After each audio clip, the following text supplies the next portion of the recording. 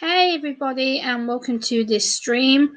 I hope everybody is well, and as the title of this stream is Autistic Teenager in Utah Shot by Police, and this article has somewhat really upset me and a little bit triggered me, and as somebody on the autistic spectrum myself, I need to talk about this and get it out there because it's not a great article.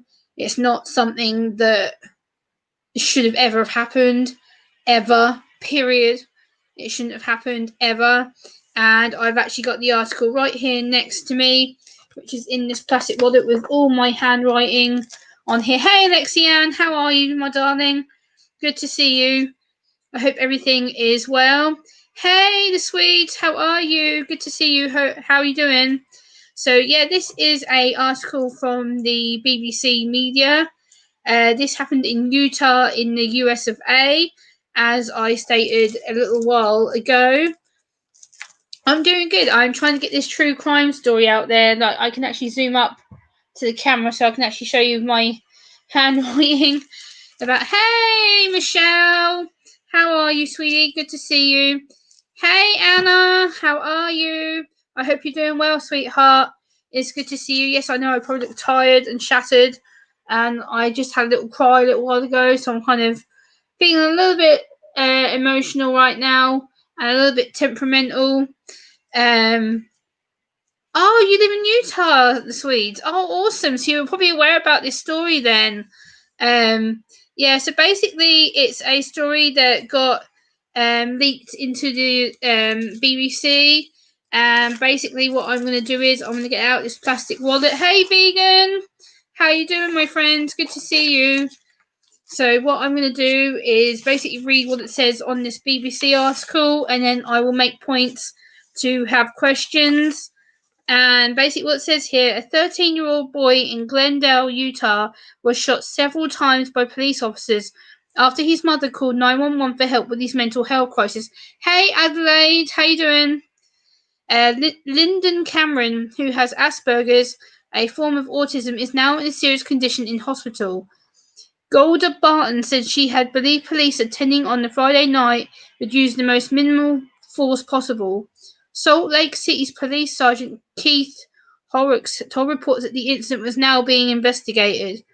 Speaking to CBS affiliate KUTV, Miss Barton said that the 911 operator that her son needed to be taken to hospital for further treatment.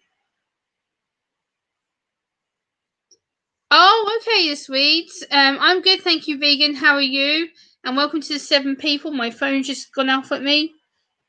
Yeah, someone shared this. Thank you so much. Needs to be taken to hospital for treatment. He was experiencing a crisis because it was her first day back at work in almost a year and has bad separation anxiety. I told the police he was unarmed. He doesn't have anything. He just gets mad and starts yelling and screaming. He's a kid. He's trying to get attention. He doesn't know how to self-regulate. This is ridiculous. Hi, Mr. Fulton. How are you? And basically, this boy is 12, and he has severe form of autism and severe form of separation anxiety, which is also known as PDA.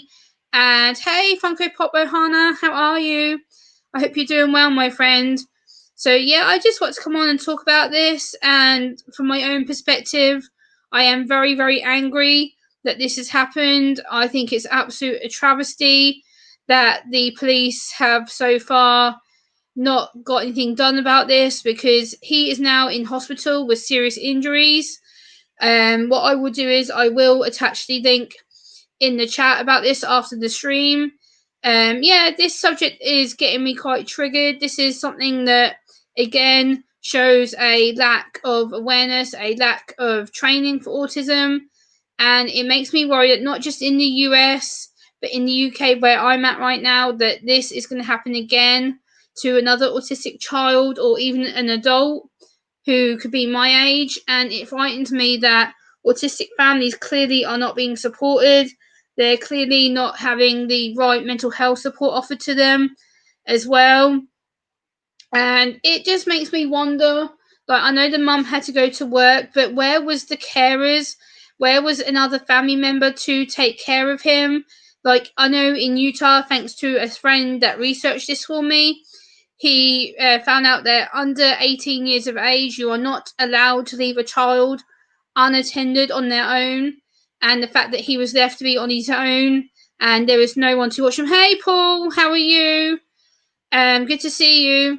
And it just scares me that, again, that they shot him 12 times.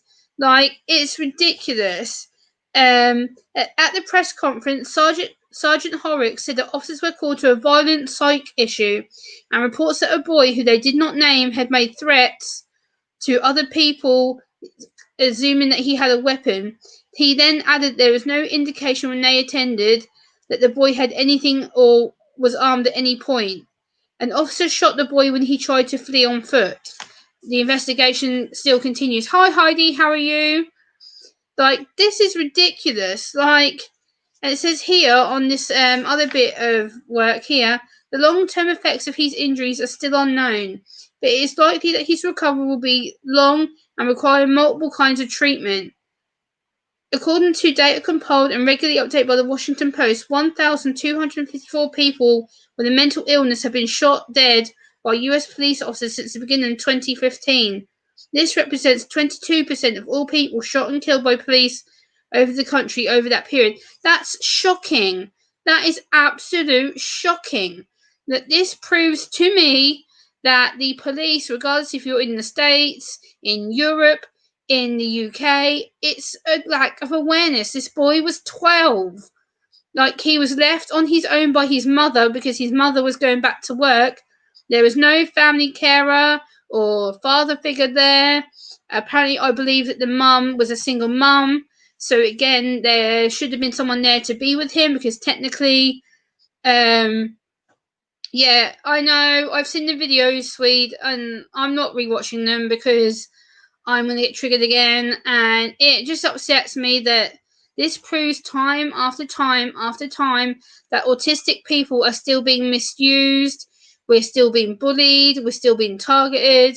And the fact that the police shot him not just once, but bear in mind, people, 12 times. He's an autistic boy. What the hell were they thinking?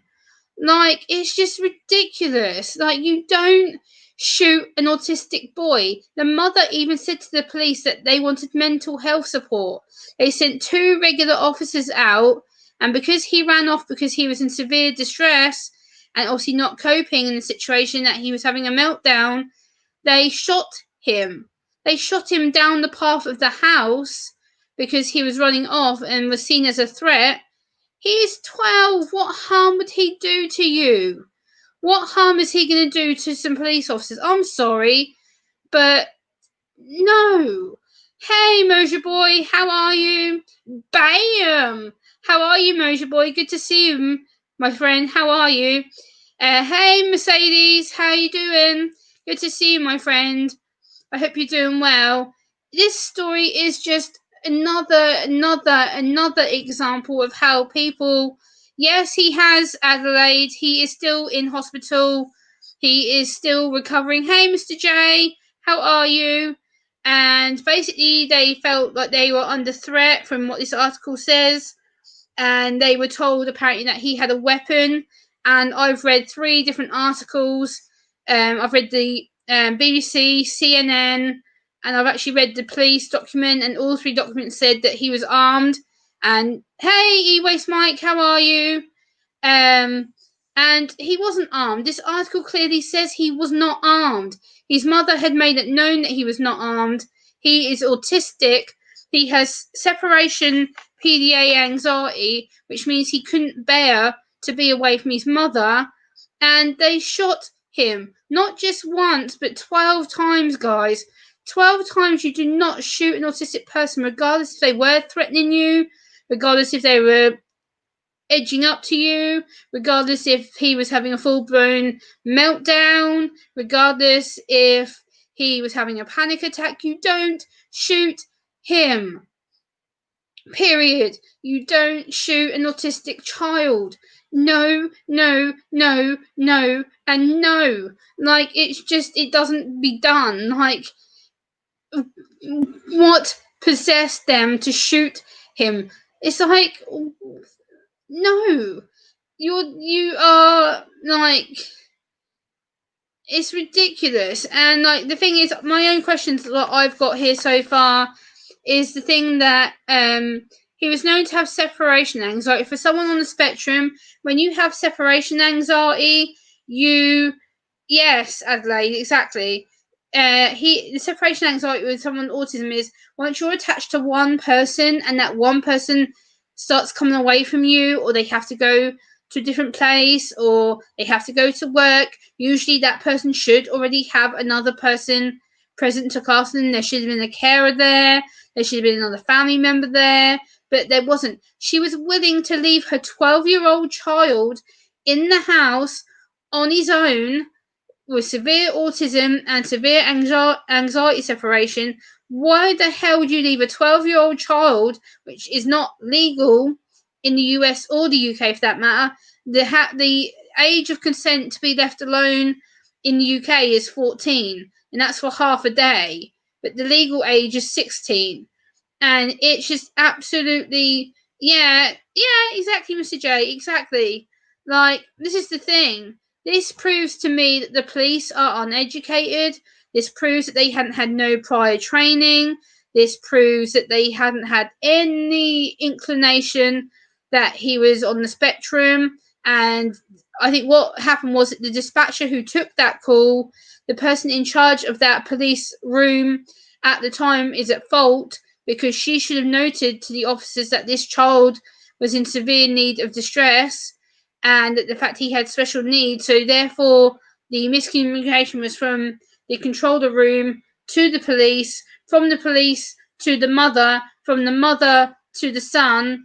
And the thing is, it's a big match of communication, because you've got three sets of paper people. Hey, Tony, how you doing? Good to see you, my friend. And he should not ever be left alone. Ever. No, no, no, no.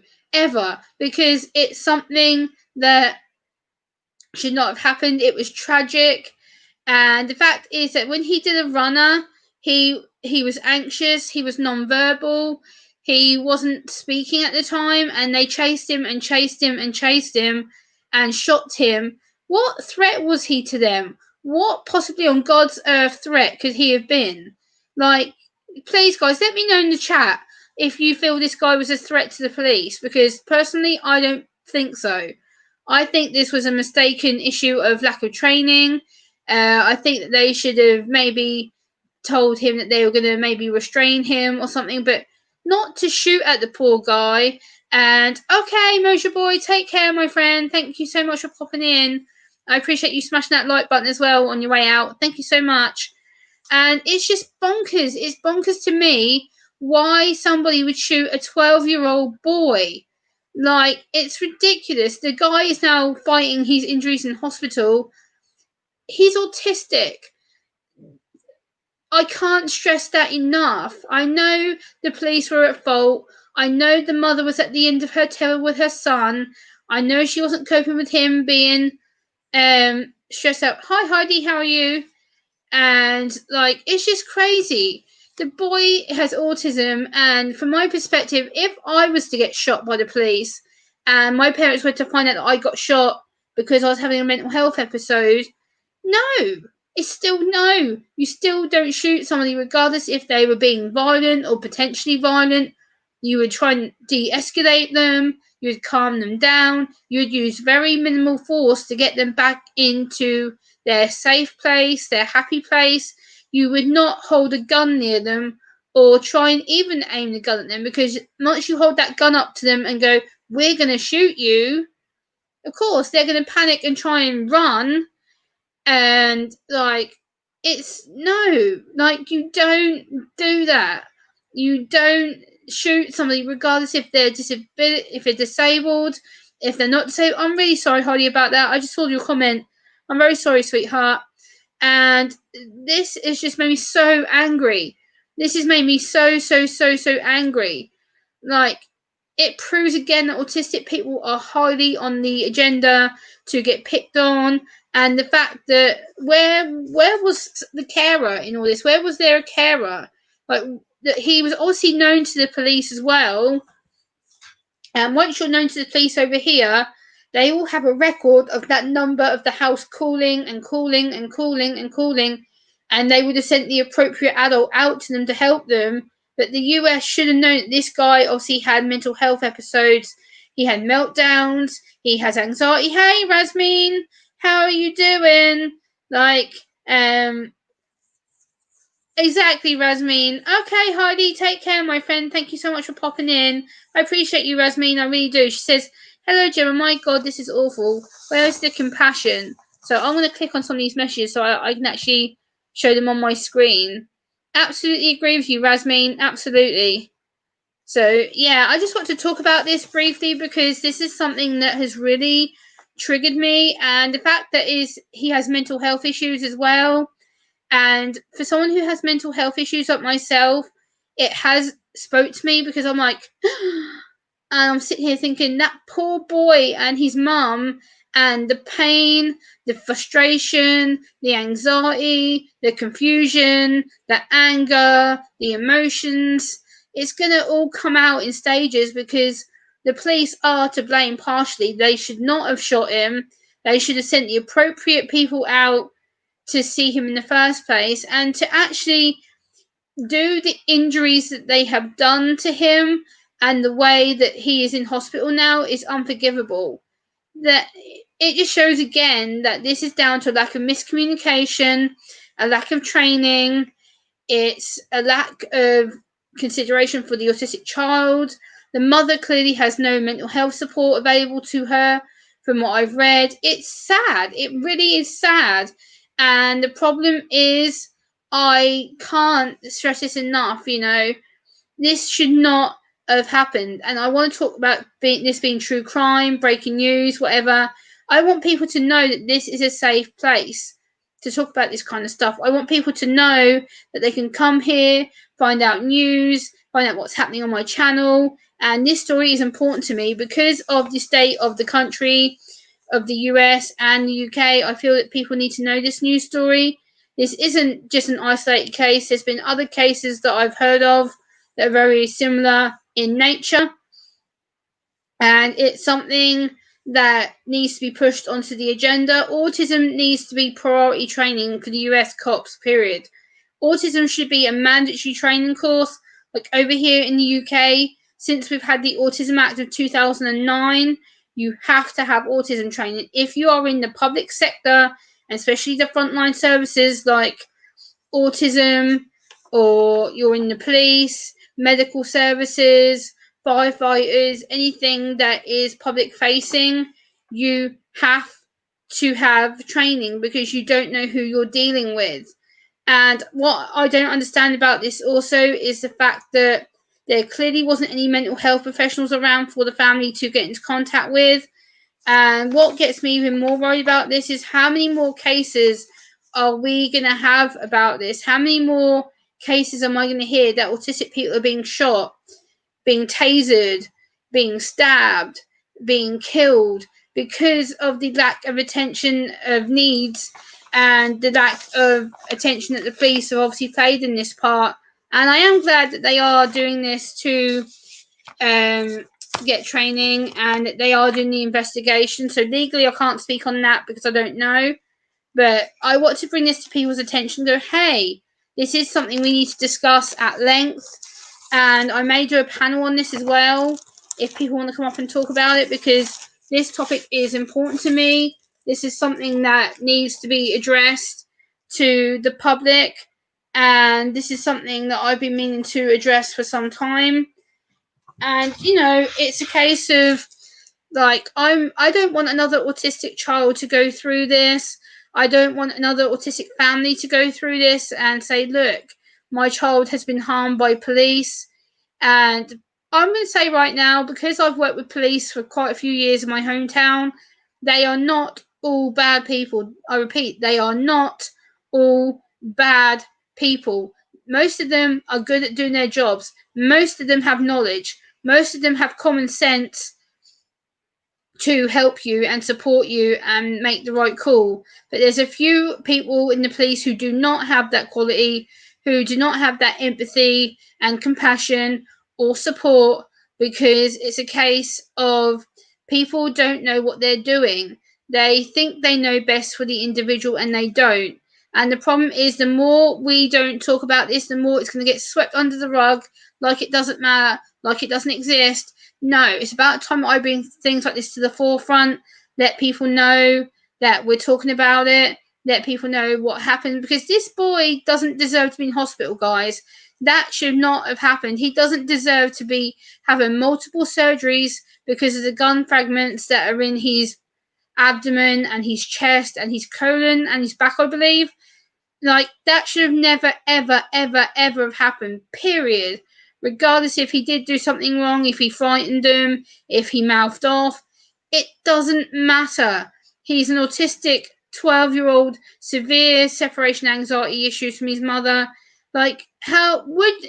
Put a one in the chat if you'd ever leave a 12-year-old on their own. Say if you're going out to work for half a day, or if you're going out somewhere, would you leave a 12-year-old on their own? Put one in the chat if you would, or two for no. Let me know in the chat right now what you would do, because I'm absolutely disgusted. The mother is at fault for potentially leaving him on his own. It's neglect, and she should never, ever have left him on his own. Like, it's absolutely ridiculous. Like, you do not leave an autistic child knowing that they are stressed out, knowing that they may have meltdowns and anxiety issues, and leave them on their own. You do not do it, period. Like, he has severe autism, people.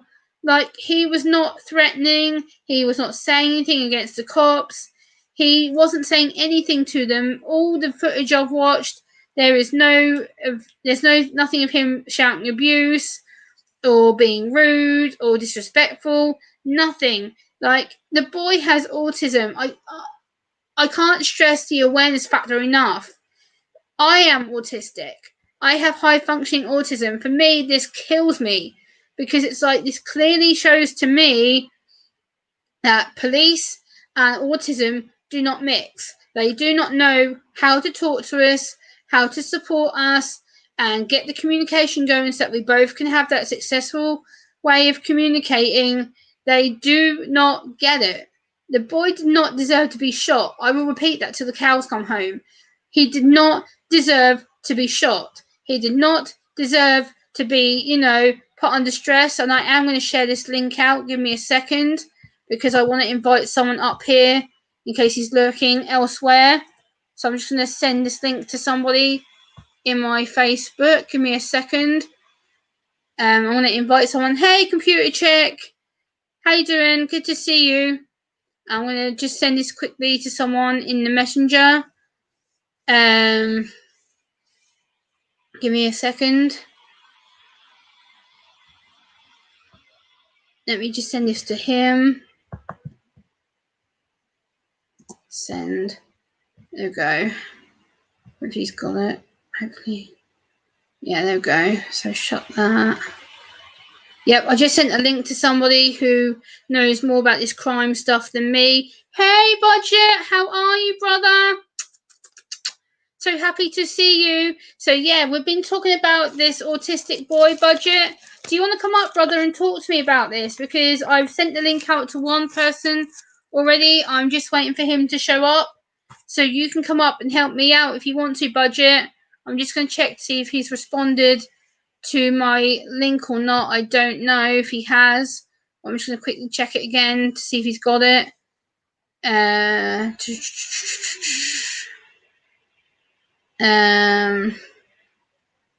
Hopefully he'll make an appearance, because I sent it to him. Yeah, so he should be home, hopefully. Okay. So, okay, Budget, no worries. Hey, Andre, how are you? So yeah, this story has basically got me really quite angry and anxious, because he's 12, he has autism, he was shot 12 times by police in Utah. They claimed that he was threatening to hurt them with a weapon. He was found with no weapon on him whatsoever. he is now in hospital. And hey, Shani, how are you, sweetheart? Good to see you. I hope you're doing well. It's always a pleasure to see you. So yeah, I really feel sad for the family in this case. This is the article that I am discussing with my purple handwriting. As you can see, I've got quite a lot of decent handwriting. Like, I can put it up to the screen so you can actually see it on my notes. I've been planning this for quite a few days. So yeah, it's just something that really upsets me, because this shows to me that it's a miscommunication. It's something that shouldn't have happened, and this shows again that it's down to lack of training, lack of awareness, lack of understanding for the boy in general and his mother. The boy was having a violent meltdown, or as the police say, a psych episode, which is totally the wrong thing to say, is totally the wrong thing to try and label it as. I'm just going to quickly check something. Give me a second. Just quickly have a drink as well.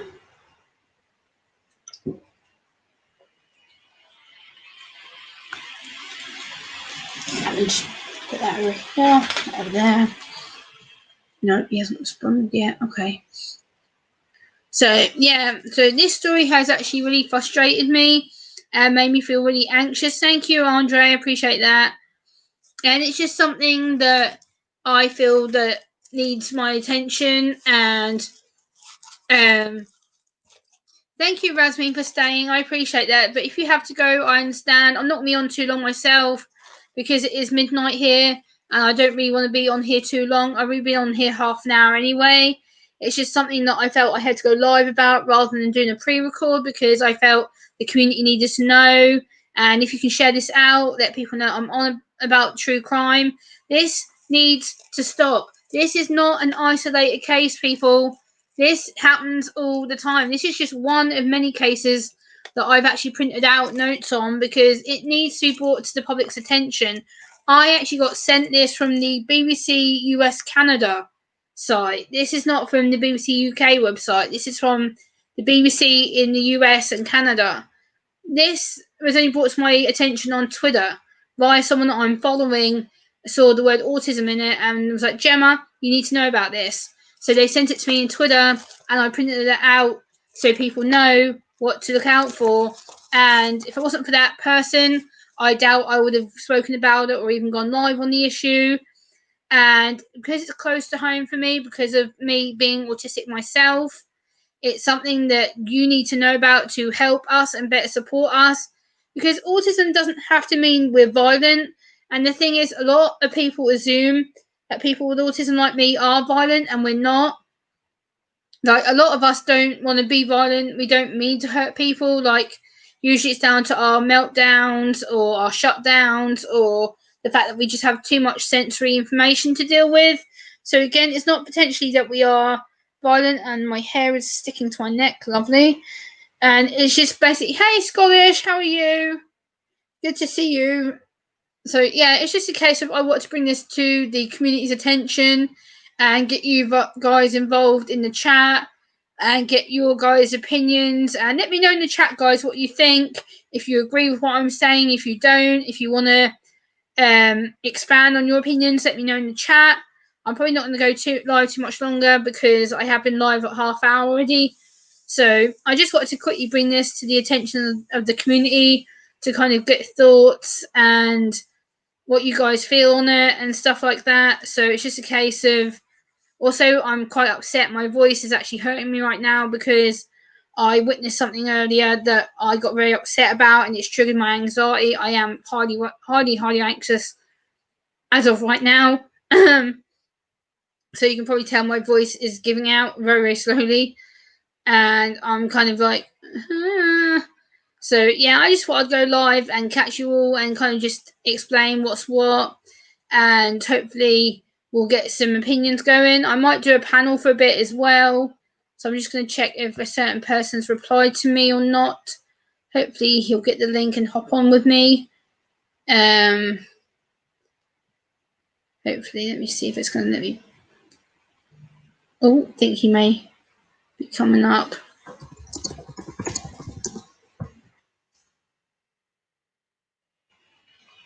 Right, he's seen the link, so I'm hoping he'll join. Hey, Wanda. Hey, Eli. How are you? He has seen the link, the person I want to bring up on my panel. So I'm hoping he'll come on up with me. So hopefully he can devolve it from a police perspective. Hopefully, if he sees it.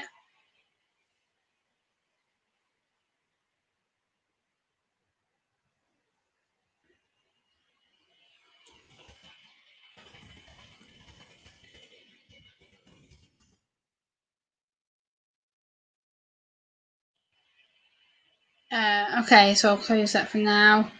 Yeah, he may come up, he may not. Hey, Joseph, how are you? Hold on, Scottish. Give me a second. Hold on. Guess who? Scottish. Hey, darling, how are you? But yeah, this is a really scary story. This is not, like I said, it's not an isolated case. This is a very, very, very sad case of miscommunication. Okay, Eli, thanks a lot, buddy. Yeah, so this is something that's passionate to me. This is something that needs to be shared and talked about. And like, I know, Budgie, I know, brother, I know. That's why I kind of wanted you on panel with me. Yes, Rasmin, he may be making an appearance very, very shortly. Happy Thursday to you, Andre. I'm just going to double check his message from him, actually, just to see if he will pop up or not. I don't know. Give me a second, guys. Hold on.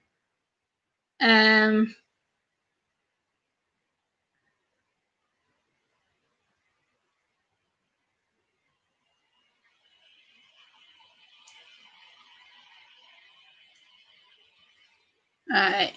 He may pop on, he may not, guys. I don't know. I have sent the link to Duty One in private, so he may pop in or not. I don't know, because he's currently having his dinner right now with his family, so I don't know. If he does pop in, it'll be good. If not, I can always message him afterwards and have a private call with him, probably. I'd like to discuss this a bit more with him in police terms, as he is a retired New York police detective. I would love his input as a former police. Hey, Kat. How you doing, sweetheart? Good to see you.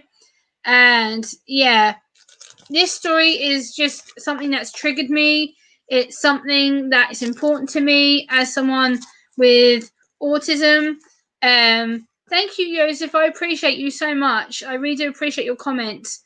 I hope this helps people learn how to not treat autistic people, because this doesn't need to be happening.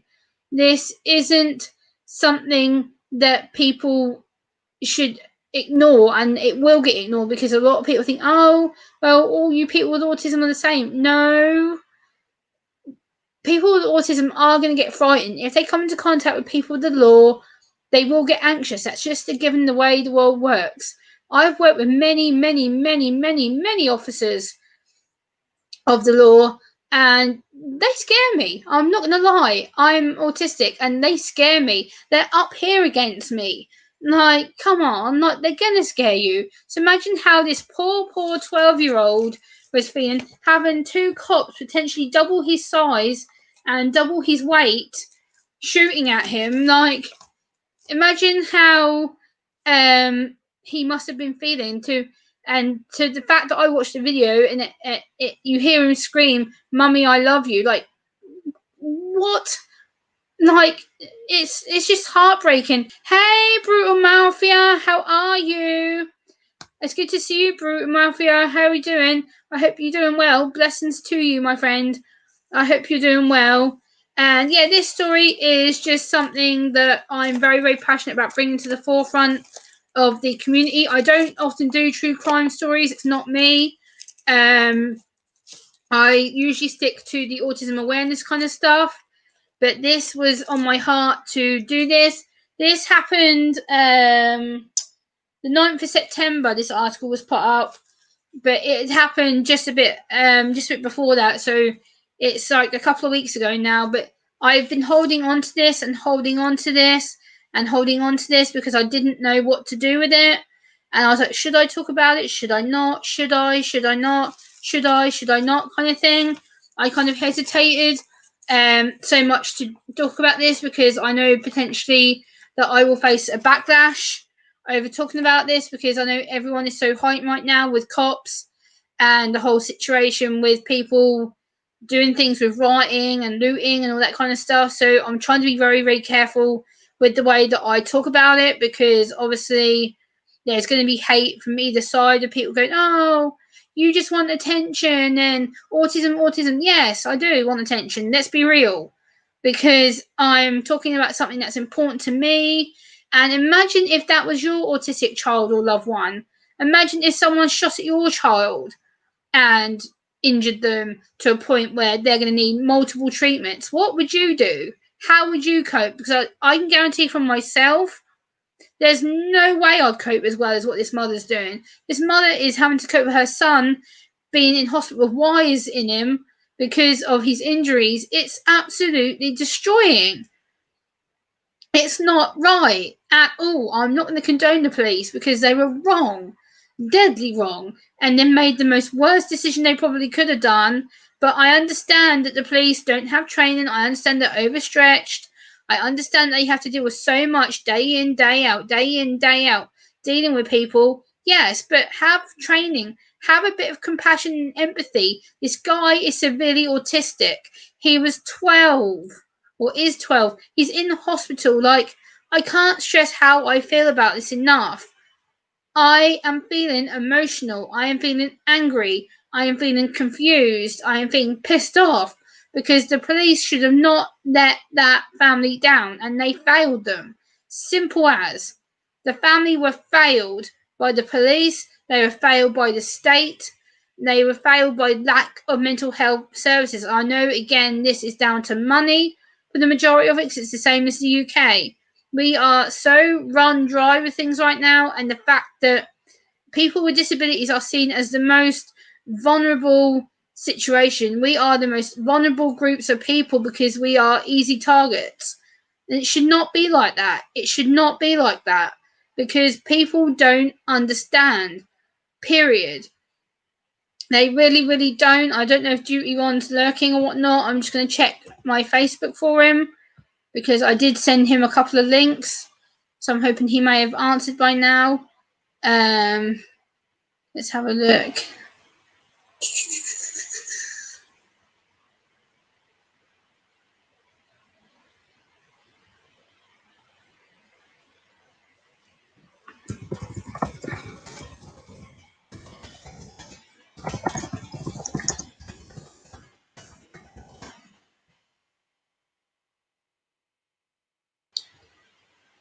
So yeah, he may come on. I don't know. And yes, they shot a child, Rasmeen. And if anyone wants to come on panel, Shani, if you're still here, or Budget, if you want to come and help me out with the panel, he may join, he may not. I don't know. I don't know, because he's eating right now. Let me see what other message I just got. What was that?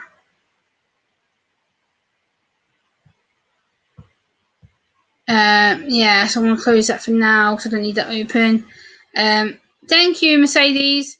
So yeah, I don't know if, guys, if you want to do a panel with me, let me know, because I've pretty much come to the end of what I wanted to say, per se. I didn't want to be on too long because I'm anxious. I'm really not feeling great. And it's just a case of I'm feeling a bit like, and I don't want to freak people out and kind of be like, oh, Gemma's been erratic, what the hell's wrong with her, kind of thing. If you want to come on panel with me just to chill for a few minutes, or if not, I'll just wrap this stream up for now. Yeah, I think I've kind of made the points I wanted to make on it, and yeah, I don't know if Duty One's going to come on or not, but let me just double check in case I end it and then he's like, oh, I want to come on.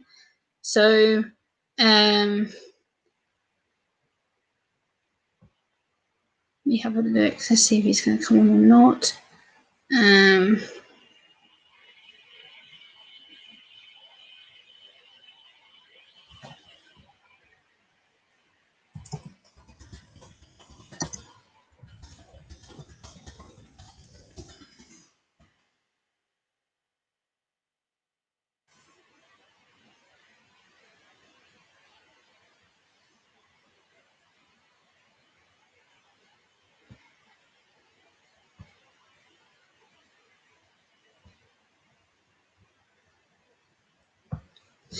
Hey Tabitha, how are you? Good to see you. Hey, cold as fuck. How you doing, my friend? We are talking about this story here, my friend, about the autistic child in Utah being shot by police in his hometown. And yeah, he's got some severe injuries. See you soon, Kat. Take care, my darling. Thanks for coming. And it's just something that is kind of home for me kind of thing. I think I'm getting a response from Duty One, I think.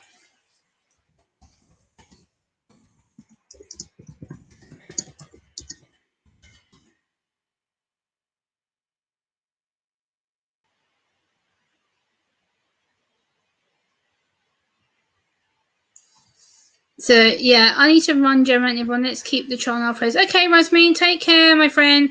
Have a good evening or good morning wherever you are in the world. I don't know. But yeah, I'm on for a few more, guys. I'll probably just end this by kind of chilling out, not unless anyone wants to ask any questions. Hey, Ralph. Honk, honk. How you doing, buddy? Good to see you. Yeah, you pretty much missed most of it, Ralph. I'm going to be probably wrapping it up very shortly unless my guest can make it. We've been talking about this autistic child being shot by police in the US in Utah. I know I'm not American, but I got brought my attention on Twitter. It was sent to me, and that's from the BBC US and Canada site. So I was able to get hold of the article and write my notes on it. And yeah, I think I've kind of okay, Rasmeen, take care, my darling. Um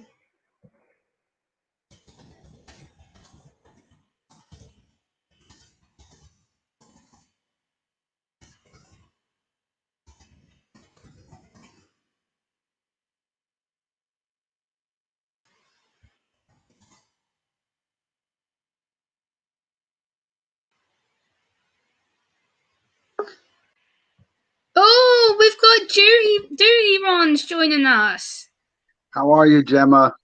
So I'm I just finished up dinner and I'm outside in my backyard. I'm in my backyard, nice. Pretty. and there's Mrs. Wow. Judy Ron over there somewhere. Where is she? There she is. Hey, Mrs. Duty Ron. So I did this because you're a special person and a good friend to me. So I wanted to come on your show, come live. Yes. You know, this is something I know that's been really. Oh. Ah. Where'd he go? Oh. Ah. Oh. Okay. With me. I did that. I did that. But As I I'm say, back. I hope I didn't push I'm anything. back. It was me. It was me. It was a rookie mistake. I made a rookie mistake. You're So, fine. No worries. No worries, my friend. You're alright. but You're yeah. fine. So I looked quickly at this case that you shared with me, Yeah. and it's disturbing on many levels. But I don't have a lot of the details to really fully talk about it. We'll do another live about this another time when I'm all prepared. Yeah, But yeah, no worries. I agree with everything you're saying. The police need to be more educated on how to deal with people with autism and special needs.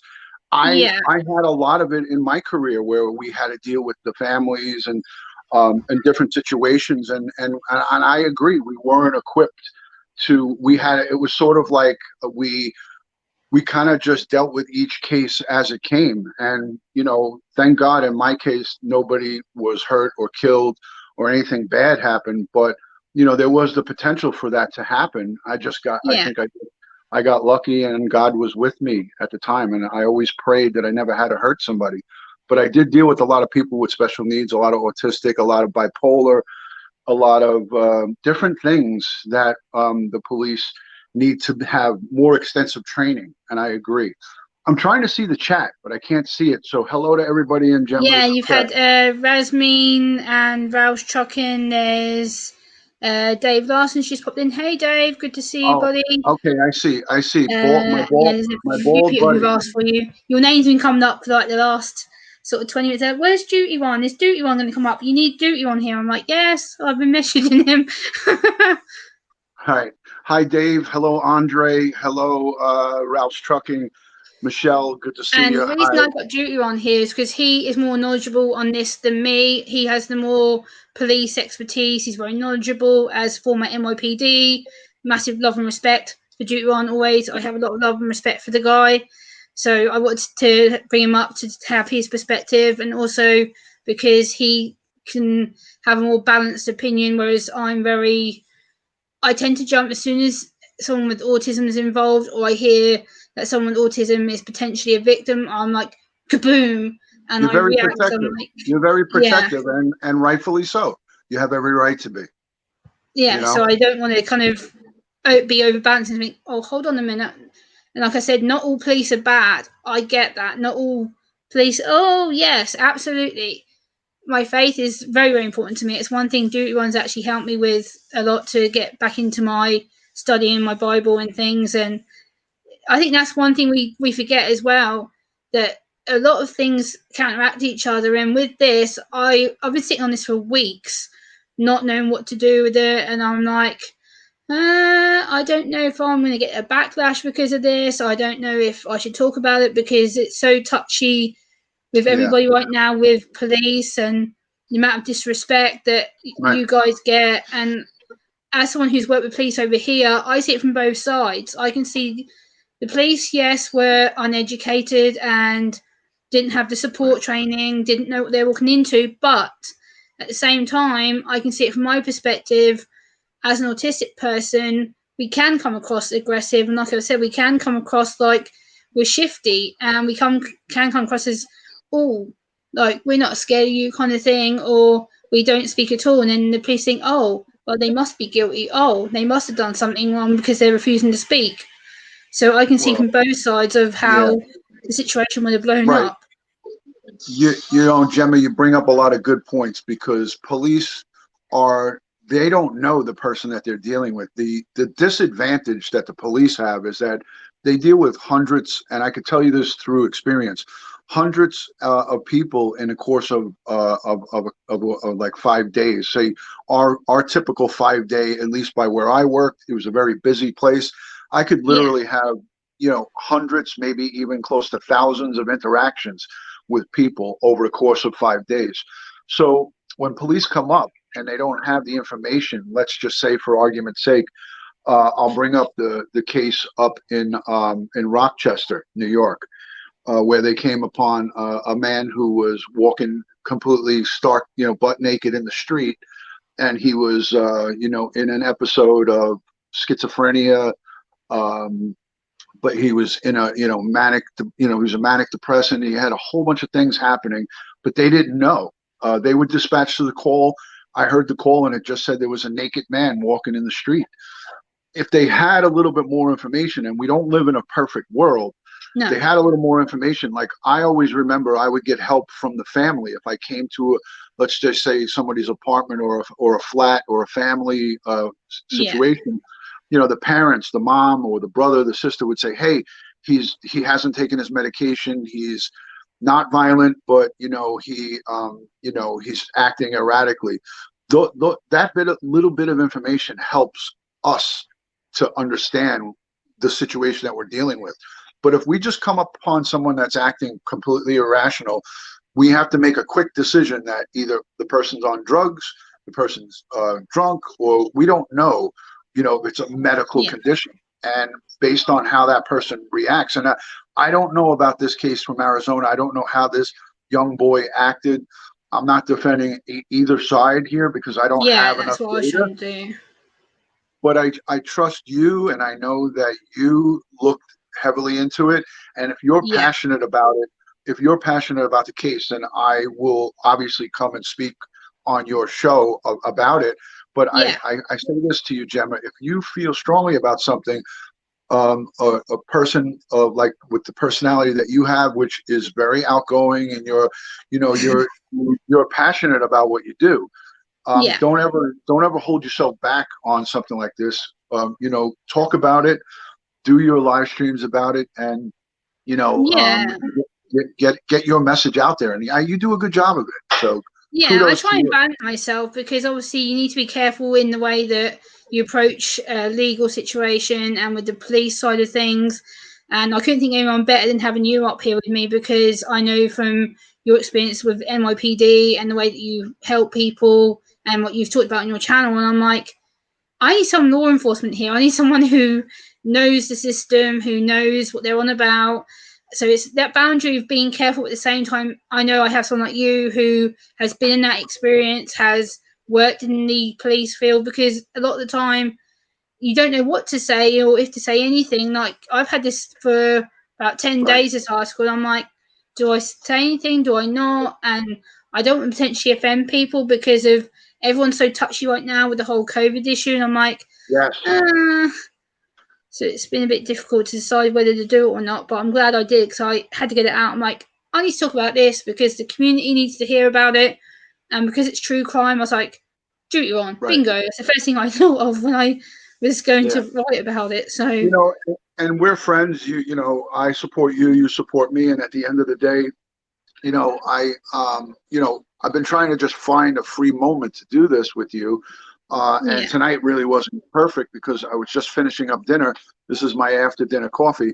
But, I just said to my wife, I got to get on there and talk with Gemma. And she said, go for it. So she's sitting right here. We're outside just enjoying a beautiful evening. It's just a little bit past 7 o'clock here on the East Coast of New York.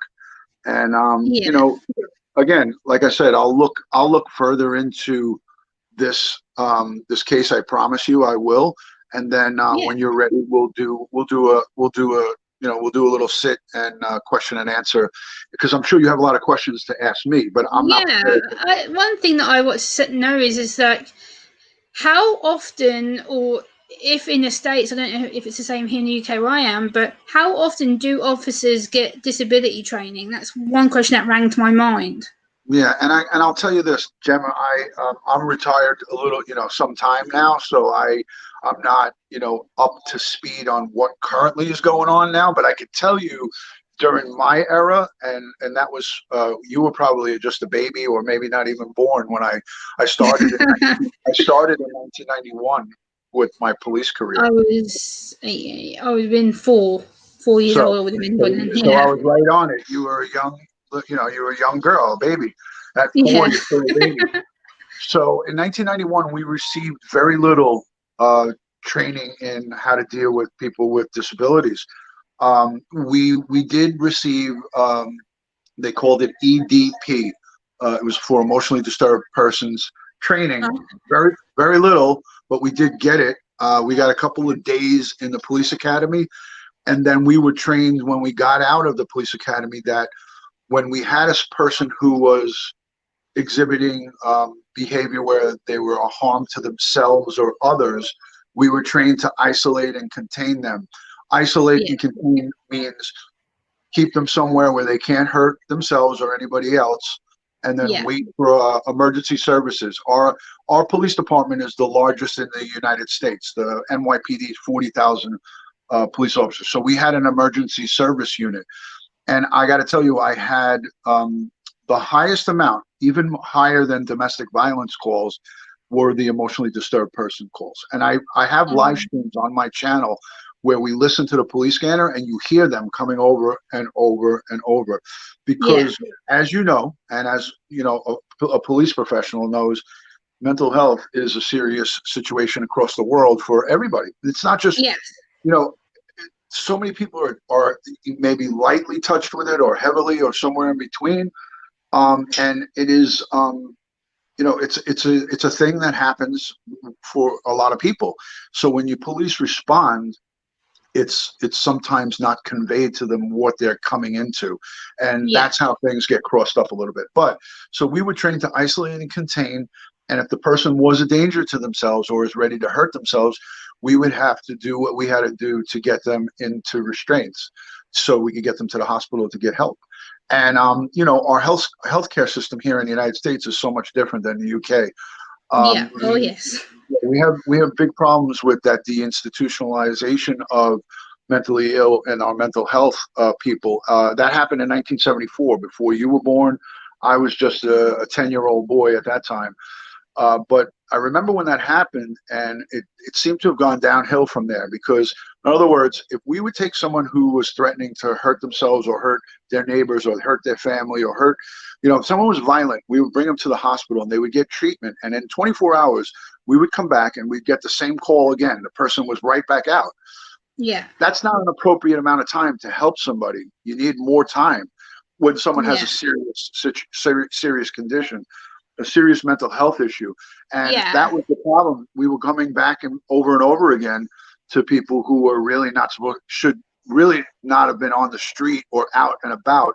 They needed some intensive therapy, Yeah, exactly. I can mention that my friend in the UK, who sadly isn't here anymore because he took his life, and he had autism and manic depression, and he was left to drop through the system numerous times, and he was admitted probably about 2 months before his death. They had him in for 3 days, told him he was fine. No, he wasn't. He was complete manic. He was off his head. And then he put a status up basically saying, no one cares about me. I'm being failed. I'm going to kill myself. 6 hours later, he drops her up the train. Awful. And he's been gone 6 years, and that killed me, because the fact that he was high risk and I knew he was autistic. He'd been through the mental health system for the last 4 years. And what they'd done is they'd debated because he was at university that day, and they'd been debating about police and disabilities, and he was being heckled because he's had a really bad day with his depression, and 3 of his supposed classmates told him to kill himself. And he went ahead and done it in the way that it's the most common in the UK is to jump in front of a train, or they jump off bridges. And I was the last person to actually speak to him. I actually heard the train hit him. I was the last one to speak to him. Terrible. And that still plays in my head. I'm like, I have to speak up for these people, because if it's not this poor little boy on this lovely picture that I'm talking about, that he'll be failed. He'll be another one that goes through the system not getting help, because we don't get looked after. We get ignored, or people get scared of us because it's like, oh, you're autistic, and they panic. Yeah. And it's just sad. Yeah. I mean, there's a tremendous amount of room for improvement in treatment and understanding. Law enforcement and the healthcare field, most of the healthcare professionals know about this.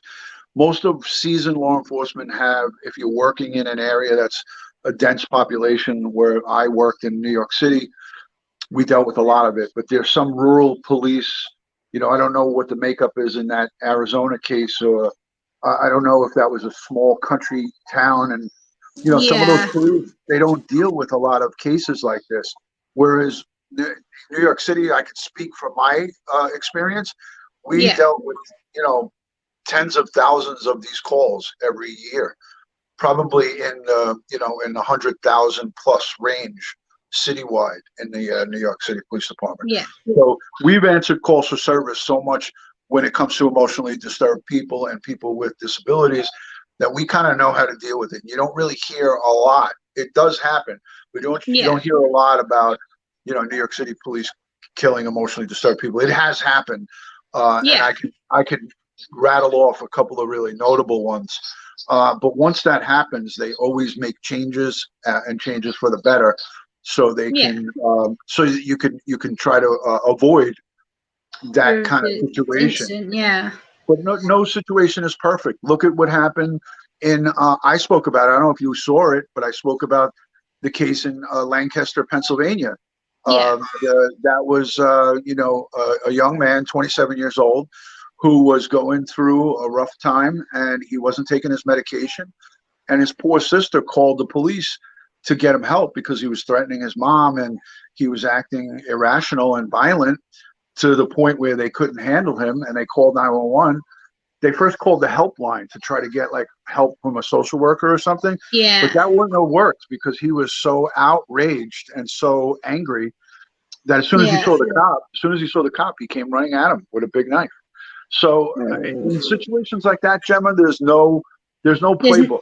There's no training. There's no training that could could help stop that. that. Yeah, Yeah, yeah. because that's a I situation. understand. Like, I've worked with police for quite a long time over here in the UK. Like, you know, I've dealt with quite a lot of officers in my time. I've trained, I think last count it was like 450 officers I've done in a 3-year period.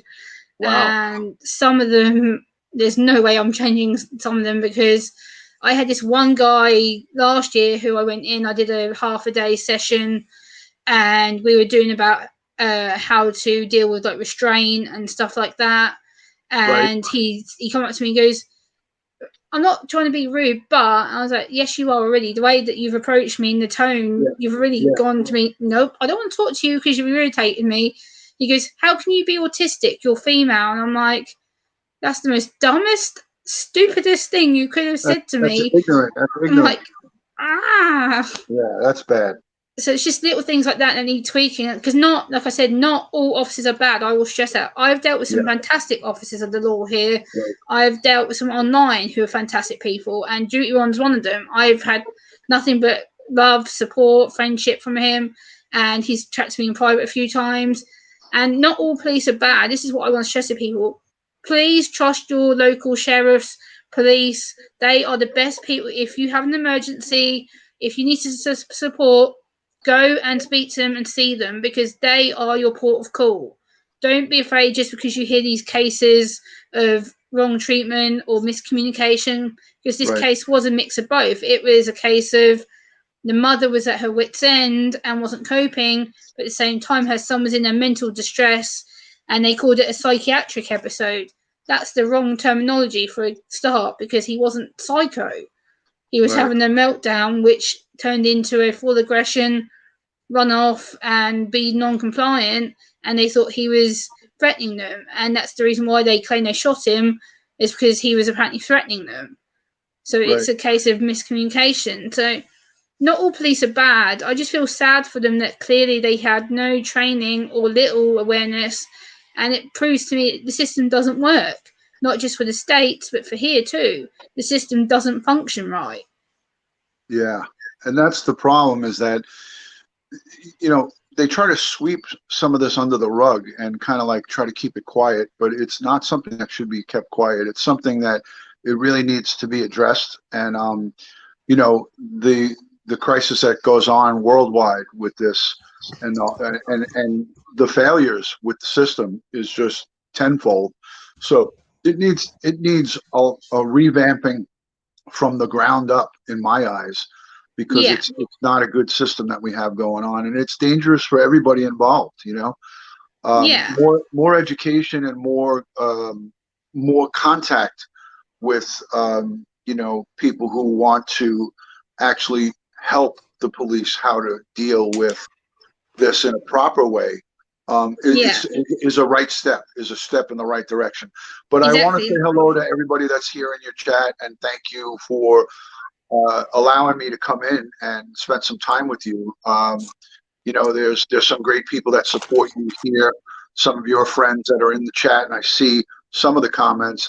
So hello to Angels, We Are Nursery, and Hanging with Mr. J, and Kitty Cats, and all those great ones. Ralph Trucking was here before. I don't know if he's still here. But thank you guys for letting me come in and spend some time with you, Gemma. It's an honor. I love having you here. Like, you're always welcome. Like, your family on this channel, as far as I'm concerned, you're one of the top people that always come in my channel. When, like, I want to show you this. I don't know if you're aware of like sensory products, and this is one of my necklaces that I have. Oh, and it's basically little balls, and they have like little lumps on them. So each time that I get stressed or I get anxious, these might be things that could be helpful if, when you deal with people with disabilities in the States.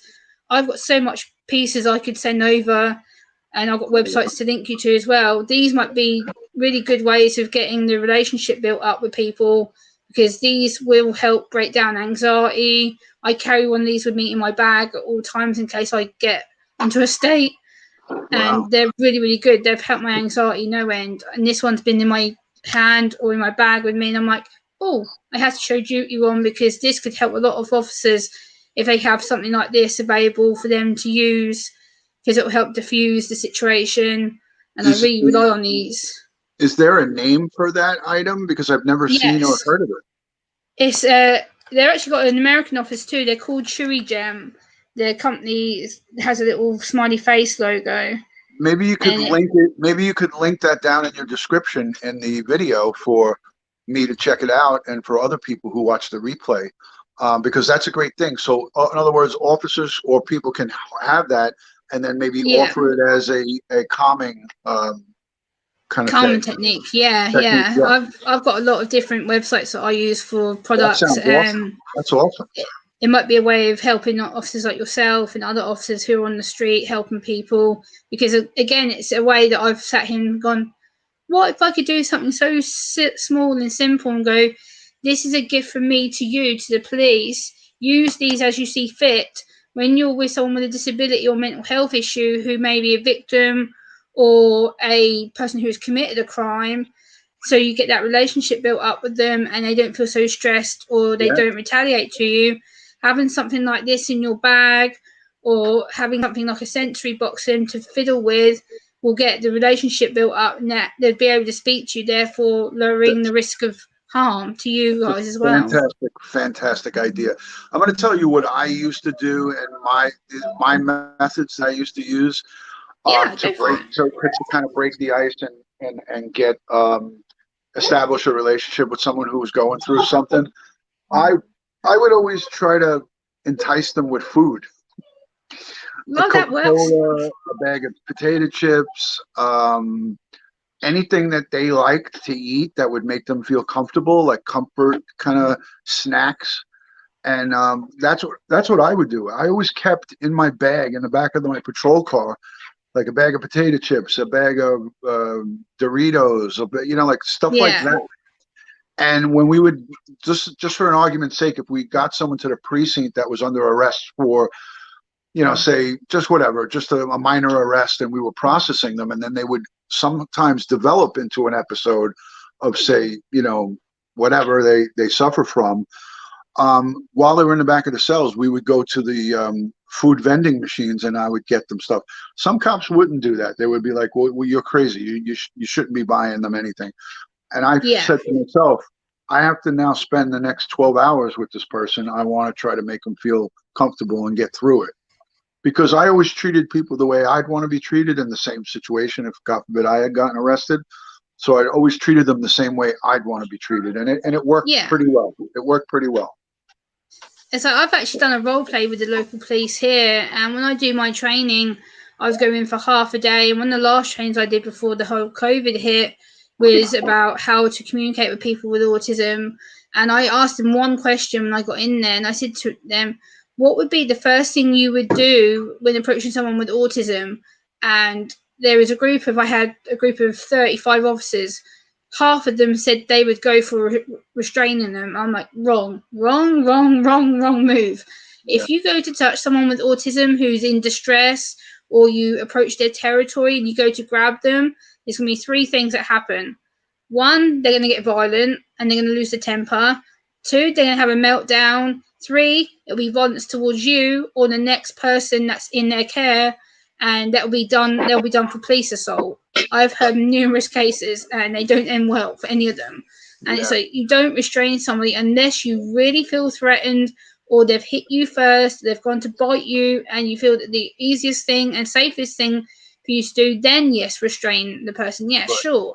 But make sure it's done in a safe way that's not going to harm them, or potentially you're going to get harmed as well, because again, you guys are the front line who do get harmed, and there is a lot of assault towards you guys. I've seen police get bitten. I've seen police get smacked.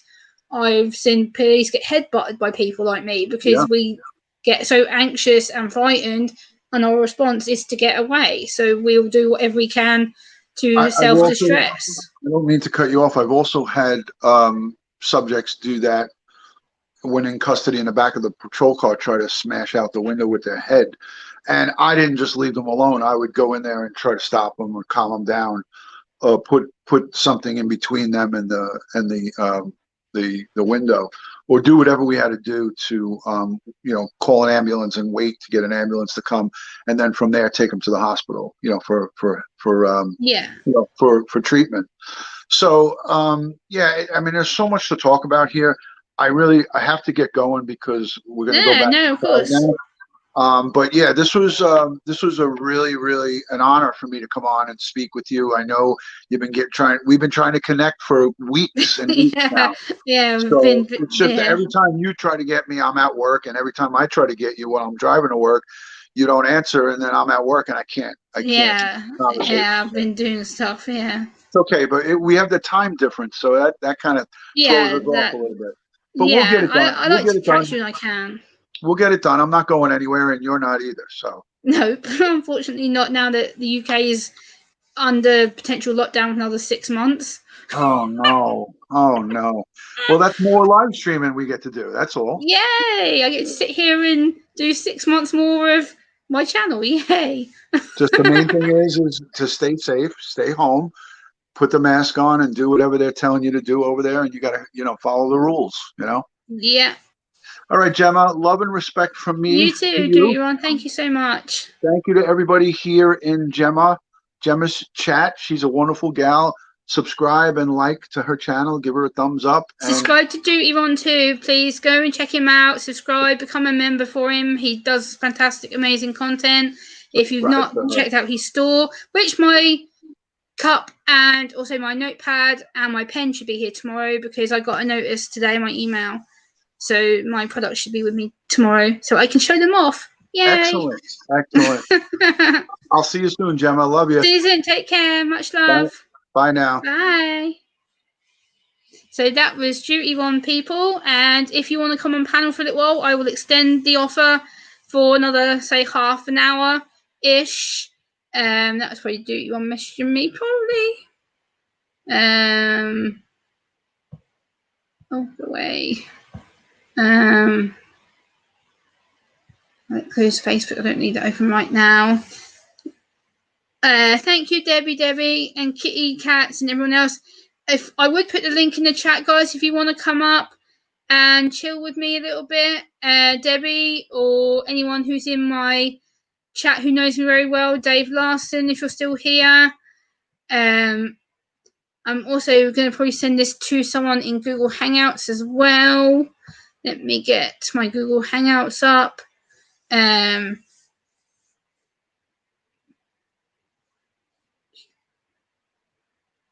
Where is he? Jerk. Hold on.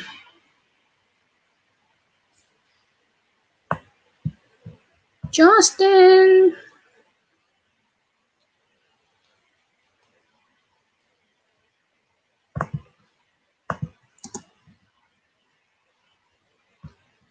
Also, I want to send it to Dad as well. I don't know if he will though, because he's at work, but screw it.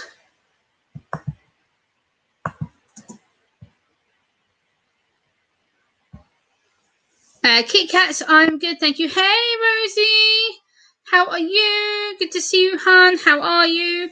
I've just sent the link to a couple of people. Hey, Johnny Five, how are you? Much love, my friend. How are you?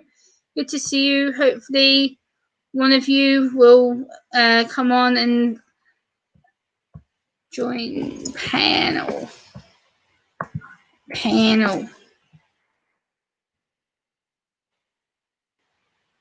What?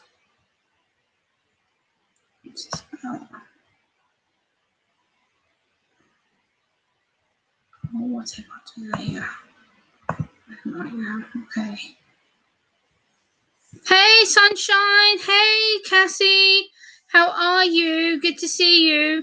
Johnny, do you want to come on panel with me or Cassie or anyone else in that nature? I've sent some hangout messages out if you want to come and see me. Who else should I send a link to?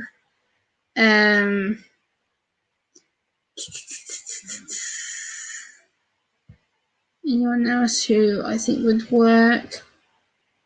Oh, no. Right. Thank you, Yvonne, for the $10 super chat. Much love, my friend. Thank you so much. Much love. and respect, loyalty. Deuteron, I love you. I absolutely adore you, my friend. You're my family. Love you, love you, love you, love you. Mwah. Thank you so much, Duty One, for the donation. I do appreciate you. Jennifer, hey! Had a fall, torn a big muscle in my lower back in agony.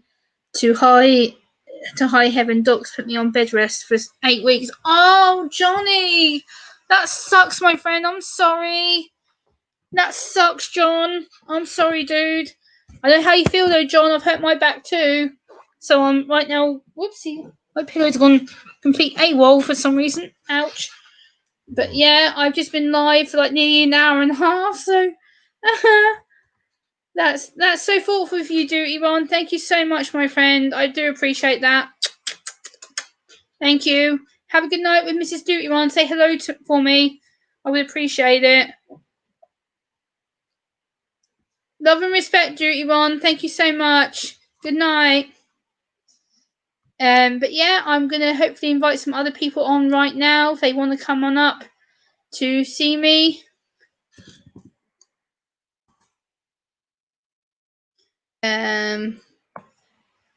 Who else should I send a link to? I don't know if he will, but I'll send it to Gil. See if he wants to come up and chill for a bit. Who else?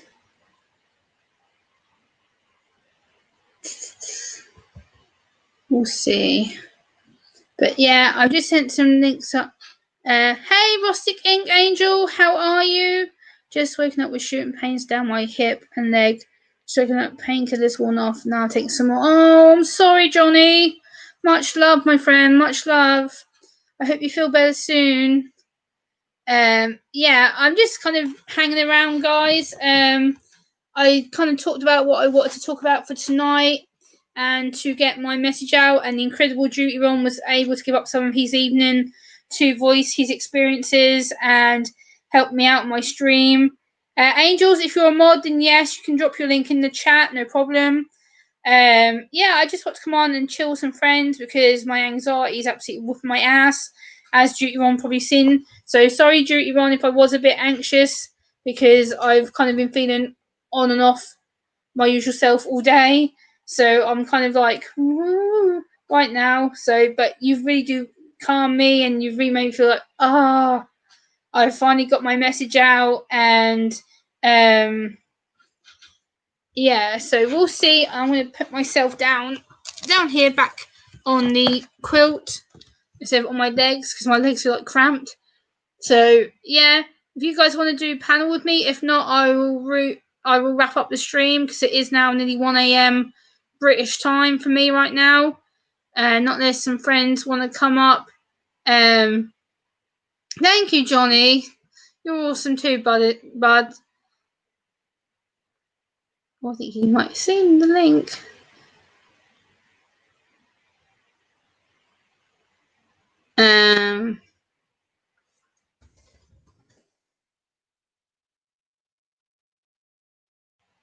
We'll see. So yeah, that's kind of what it was in. Hold on, let me get the actual notes back out. Rustic.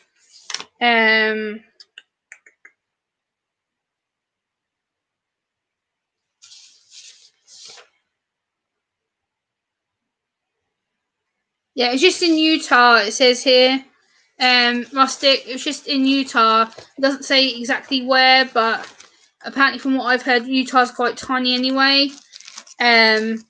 Yeah. Thank you, Duty On again. If you're still here for the donation, I do appreciate you, my friend. Not needed, but appreciated. And it's always a pleasure to have you on my channel anyway. So, hey, Lexianne, I'm glad you're still here, my friend. And yeah, I have sent some links out to some people if they want to come up and see me. Let me see. Let me see if someone else wants to come on with me and see me.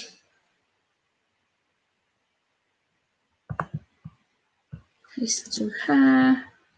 So I'll see if she wants to come on.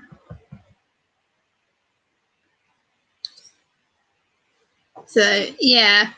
A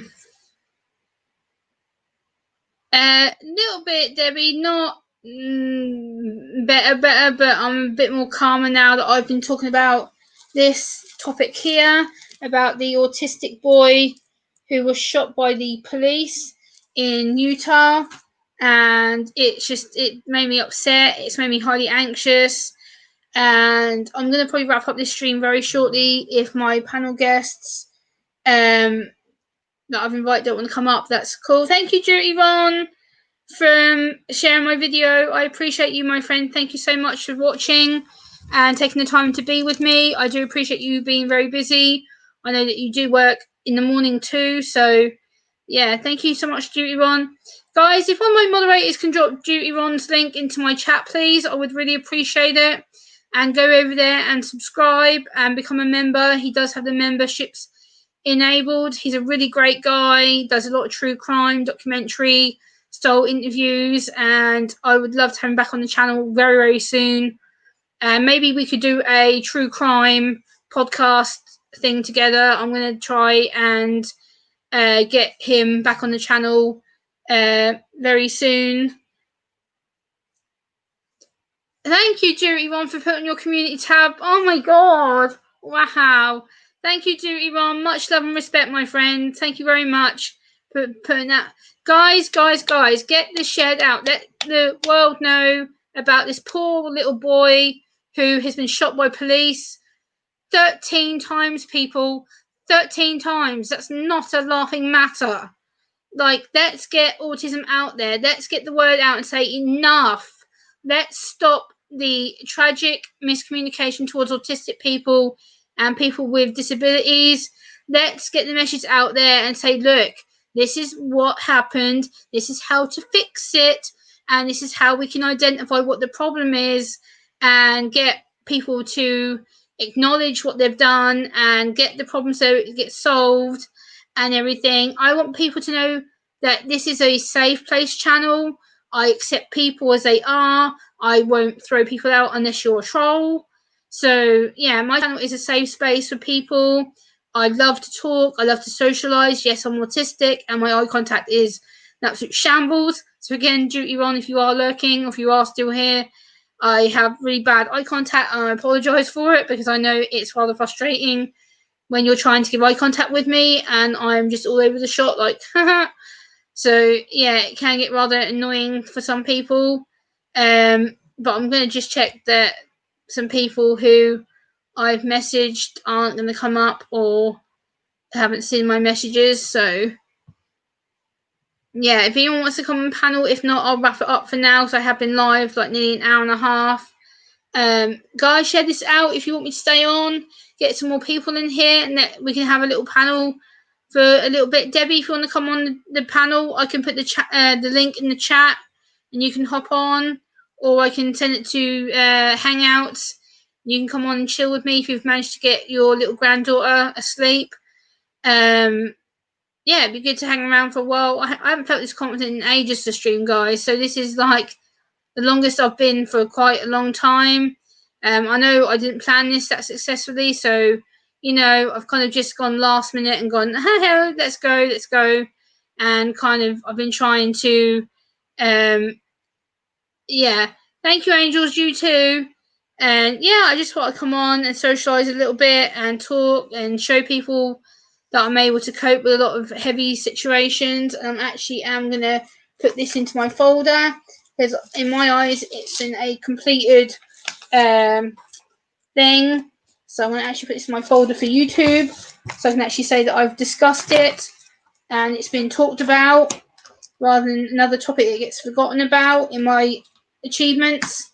So that's been put in there into my YouTube folder, and all these are completed videos and live stream topics that I've actually talked about in my folder. Yeah, so that's kind of where I'm at right now with that kind of stuff. Okay, night, Johnny. Take care, my friend. Take care. So yeah, that's kind of where I'm at right now with the live stream stuff. I'm kind of just working on ideas. And hey, Duty Ron Ray, thank you, Duty Ron, much love. Thank you, thank you, thank you, thank you, thank you, thank you, thank you. You make my day. You really have. I've been feeling shitty all day, and then for you to do that, it's just wow, Duty Ron. Thank you so much, Duty Ron. That's really thoughtful of you.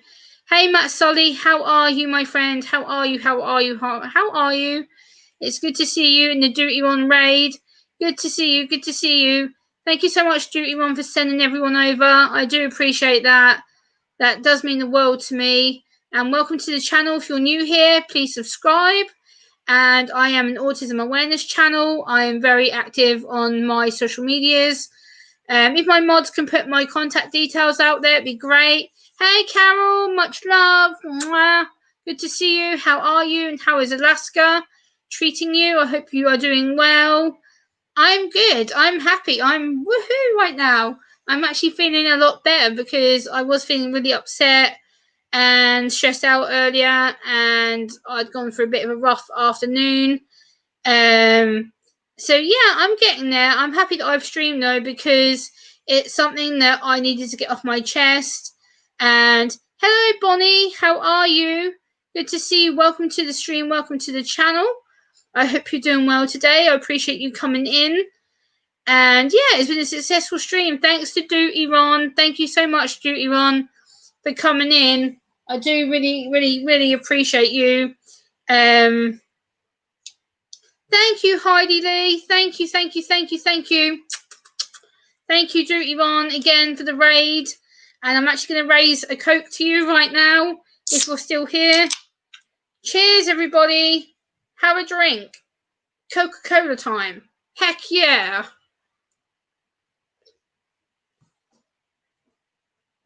Thank you, Heidi. I appreciate you. I'm pretty sure I have seen you on my stream before now. I'm sure that I've seen you before in my comments too. Thank you, Duty Ron. I really appreciate you. I really do appreciate you coming back over and raiding me. That's a really sweet thing for you to do. Like I said, I've been really anxious today. My anxiety's been out of control for the most part, and I have actually cried. Hey, okay, Graham. Yellow, how are you? Good to see you, one of my friends from the 420 community. How are you doing? Okay, Graham. Good to see you, my friend. Welcome, welcome, welcome. It's good to see you. I hope everyone is doing well tonight. I will show you some good things that I've actually brought recently. A bit off topic, but Gemma, never can have enough stationery, people. I go through pens like water. They either stop working or I lose them. So I have pens. New pens. So, yes. I have that. And then I have my new journal. The Attitude of Gratitude diary. So I've got that, and then I've sugar. Whoopsie, sorry for the noise, people. I know people don't like that kind of noise. I'm trying not to do it, but this is my new hoodie, my Glee hoodie that I got from Wish, which took about 2 weeks to get here. So yeah, I'm doing quite well with treating myself to some stuff. And much love, Duty Ron. How are you?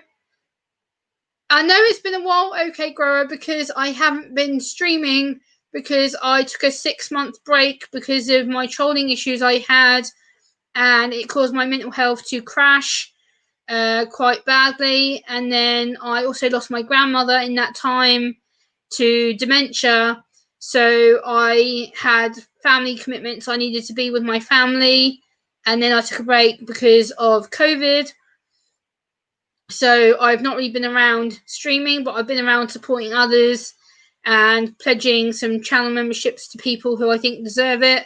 Like I've been with Duty Ron nearly 6 months on his channel memberships. And I just got mine enabled a few days ago. YouTube allowed me to have my memberships enabled. So I now have memberships available on the channel if you wish to check that out. It's okay, Holiday. It's what it is. Like, I've had to deal with a lot of crap thrown my way because I've had a lot of people think that I've just disappeared and not cared. It's not the case. The case is I've had mental health issues for a while, and then my grandmother died of dementia. So, hey, Boxing Mum MMA 365, how are you? It's good to see you. It's been a while. I've seen you before. So yeah, it was hard, people. I'm not gonna lie, it was the most hardest time of my life, but I'm back. I'm doing the content. Hello, East Loss. How are you? Welcome to the stream. Welcome to the channel. And yeah, I'm just kind of chilling out, drinking me Coca-Cola after talking to Judy Ron about the autistic boy who got shot by the police. And yeah, I thought it was essential to talk about. And it's something that I'm passionate about. And being autistic myself, I kind of jump to articles like that because it's a case of I get upset.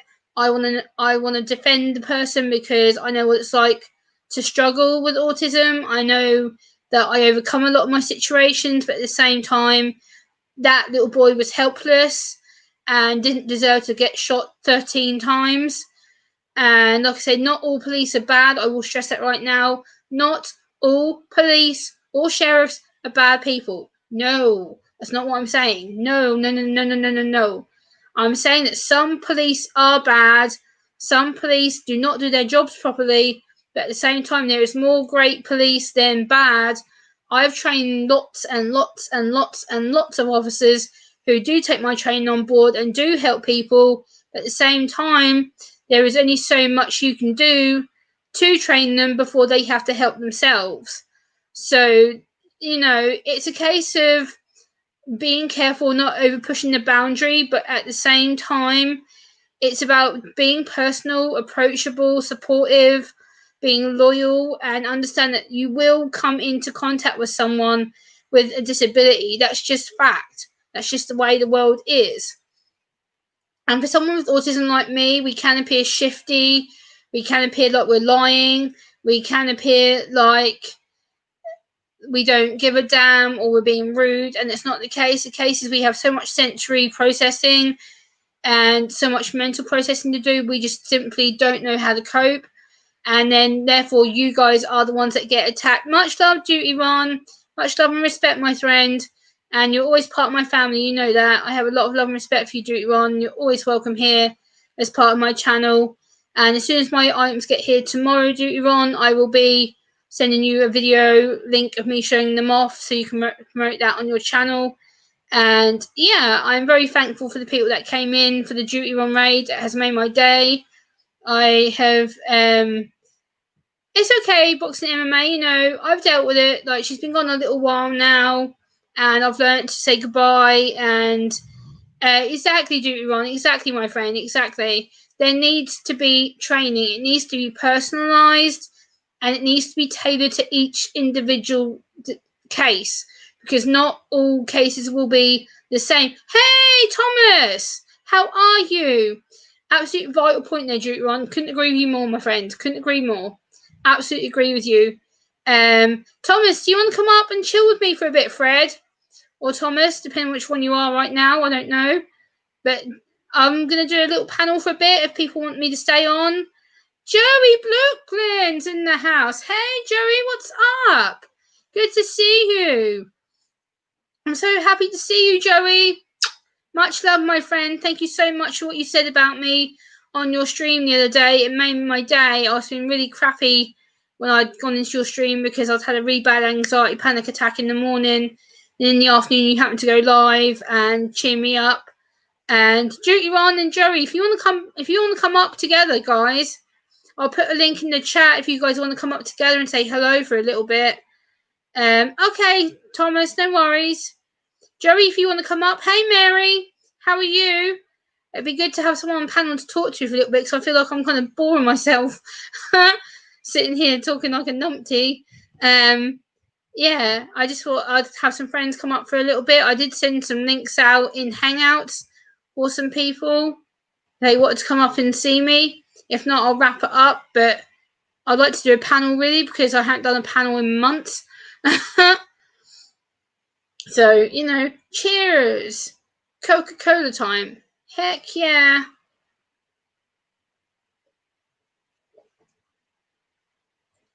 I'm not going to put this now. Oh, yeah, over here. Hopefully. Don't spill. Thank you.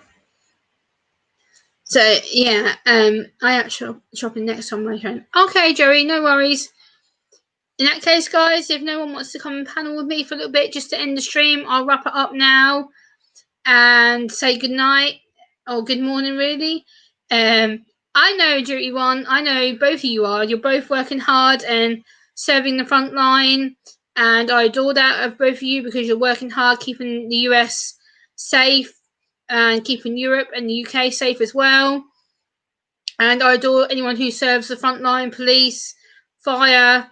I know, I'll stay on for a little bit then, Duty One. Like, I don't want to go just because, I'm getting a bit, and panicking. Yeah. Thank you, Joey. I appreciate that. Like, yeah, I guess that's because I'm nervous. I haven't live streamed in so long, so this feels a bit weird. Like, I'm kind of just getting used to being back on the platform streaming, and because of my trolling issues and the fact that people were just before making me feel like, thank you, Duty One. Much love. Much love. And like, I am just an anxious person. That's who I am. Like, I can't help that. That's something that's inbuilt, and because of my autism, the way that I deal with things, I am on a heightened state. Yes, I know, Scottish. I did see that. But I'm not going into my Facebook right now because I'm enjoying my stream and I don't want to go. Really, I am tired, but I wanted to stay on and kind of just hang with some peeps and talk. And Duty One, once again, Duty One, thank you so much for the $10 donation. It will help towards the channel, and either that or it'll go back out into the community to help someone else out in the community who needs it. So yeah, I'm very much the way of paying it forward. I like to help out others who need the support. And yeah, thank you, Thomas. Much love, my brother. I adore Thomas. Guys, if you don't know the story of Dory, please go ahead and subscribe to Thomas, the story of Dory, and subscribe to Joey Brooklyn, who's in my chat right now. Subscribe to Duty Ron. Guys, I think you're wrenches, if I'm not mistaken. Let me double check it just to make sure you are. If not, I will have to do some re-wrenches because I did take everyone's wrench. Just to make sure you... Shush. Stop. Oh, Joey, you're not a wrench for some reason. You are now. Joey, Duty Ron, Thomas, if you want to drop your links, Debbie, who else is not a wrench in here who should be? Let's have a look. Okay, Grower, you should be a moderator. I've known you a long time. Carol, you should be a moderator because I've known you a long time. Yeah. I'm good, Scottish girl. I've just modded Joey. Thank you, David. I appreciate that. As you're welcome, Thomas. They might as well for you though, just in case, Thomas. Like, you're a moderator and stuff in here anyway. Joey, I don't know why you weren't modded before, my friend. Many apologies, but you are now. You are re-wrenched on my channel. And yeah, I'm just woohoo. I'm chatting. I'm beginning to get scatty because I'm having sugar. I have a lot of sugar on my bed right now, which probably isn't great at 10:01 in the morning. And I have actually got a packet of these that I've been munching on earlier. Now this is the second bag that I've got with me, which are really, really sour. They actually make my mouth hurt, but so worth it. So I've got them. I'll show you my journal, my proper journal, my little actual private journal with what I write in to let people know what I've been up to. Ralph Morrick. Thank you so much for the donation, and thank you for lurking, my brother. Take it easy, brother. Have a good night's sleep. Thank you, Ralph. I appreciate you. Yes, Skittles, Duty Ron. Skittles. Woohoo! And they're green ones. Look at that. Yay. Scottish? No, I won't share. They're mine. They're my candies. Debbie sees a very cheeky pants on YouTube. Later, Ralph. Take care, my body. Have a good one. Yeah, I'm having a blast here, and it's great. I'm having a right good laugh. It's good to see everybody in my chat. Like, I've got 22 of you in the house. That's fantastic for my stream. Like, I don't get many people because I haven't been here. I haven't streamed, and yeah, anyone, much love and much respect, Joey. Take care, my friend. Have a good one, and we'll see you next time. And hopefully I'll get you on the panel with Ron at some point as well, because I'd love to discuss this case with you as well and get both of your perspectives as police enforcement. So take care, Joey Brooklyn. Have a good one, buddy. I appreciate you be here. That's really sweet of you to be here for me. Thank you so much. I just want one Skittles, but don't tell Debbie. Well, Scottish, you're not getting one. I'll tease you all I want, but look at this. You're not getting any because they're going to go in my tummy later today. Woohoo! So I got them. What else have I got to show you guys that I brought recently? What have I got? Oh yeah, I can show you this. I can show you my little House of Lords notepad. This is the UK government building. This is what it actually looks like from outside. I've actually been in there. It's an amazing, amazing building. So that's what I've got recently as well. The little... okay, take care, everybody. I think I'm going to wrap this one up unless people have got questions. If you've got any questions, let me know, and I'll stay on for a bit longer, but I'm going to wrap it up probably at the 2-hour mark, which is in about 15 minutes from now. So if you've got any last minute questions, ask now, or if you've got any questions for Duty Ron, share your channel, buddy. You're a moderator in my chat, buddy. You can share your link or links, any social media links, Twitter. Any of my moderators, if they have Duty Ron's social media links for me, if you can drop his social media stuff in the chat so that he doesn't have to do it, I would really benefit that. I will put his links myself anyway in my video description. Once the stream uploads, I will put his details in, and I'll also drop Joey Brooklyn's links as well in my chat. So Duty Ron and Joey, I will drop your links in my video description. Once it's uploads, you guys will have your links drop down into my description, and anyone else who is a moderator, Debbie, Thomas, anyone who wants their links shopping down below, I will list them after this video uploads. And yeah, this is the most successful I've had in a long time. Like, I haven't streamed because of all the previous issues I had, especially with the meltdowns I was having and the anxiety attacks I was having. And right now I'm functioning. I'm actually enjoying this, and it's actually really gone really well considering that I was an anxious wreck. At the beginning of this, I was very, very anxious wreck, and that's thanks to Duty Ron for calming me down and making me realise what a special person I am. And if it wasn't for him, I probably wouldn't be as strong as I am doing this, because true crime is hard to talk about. It's such a different subject entirely, and you have to be so careful with the legal ramifications. And like I said, I don't want to say that all police are bad, because they're not.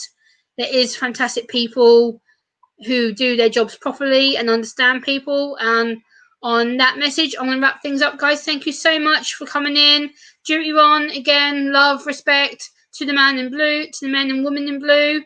And I'll see you all next time, guys. Take it easy. Bye.